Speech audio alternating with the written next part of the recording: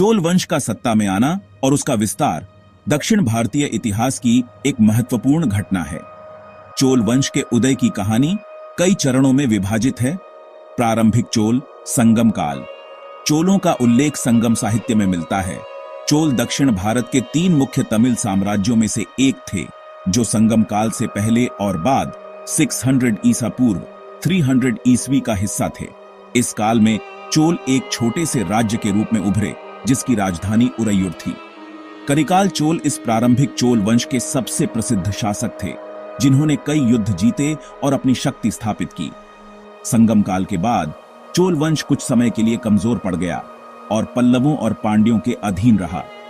मध्यकालीन चोल विजयालय से राजराज प्रथम तक 9वीं शताब्दी में विजयालय नामक एक सामंत ने तंजावुर पर कब्जा करके चोल वंश को पुनर्जीवित किया।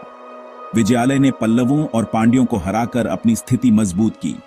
उनके उत्तराधिकारियों आदित्य प्रथम और परांतक प्रथम ने चोल राज्य का विस्तार किया।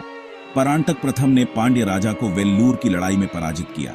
राजराज प्रथम 985 से 1014 ईस्वी चोल वंश के सबसे महान शासकों में से एक थे। उन्होंने चोल साम्राज्य को एक शक्तिशाली नौसैनिक और भूमि आधारित साम्राज्य में बदल दिया।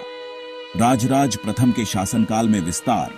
उन्होंने दक्षिण भारत के अधिकांश हिस्सों पर विजय प्राप्त की, जिसमें चेर और पांड्य राज्य शामिल थे।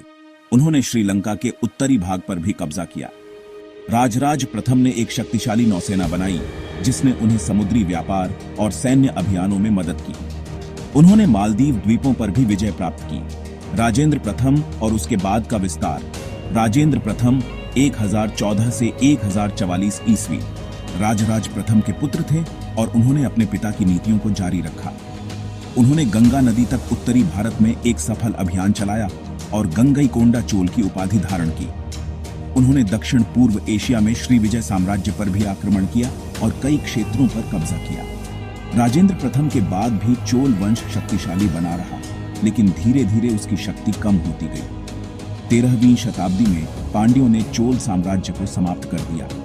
चोल वंश के उदय के कारण सक्षम शासक विजयालय, राजराज प्रथम और राजेंद्र प्रथम जैसे सक्षम शासकों ने चोल वंश को शक्तिशाली बनाया। शक्तिशाली सेना और नौसेना। चोलों ने एक शक्तिशाली सेना और नौसेना बनाई, जिसने उन्हें विजय प्राप्त करने में मदद की। व्यापार और समृद्धि। चोल साम्राज्य व्यापार और समृद्धि का केंद्र था, जिसने उन्हें आर्थिक रूप से मजबूत बनाया।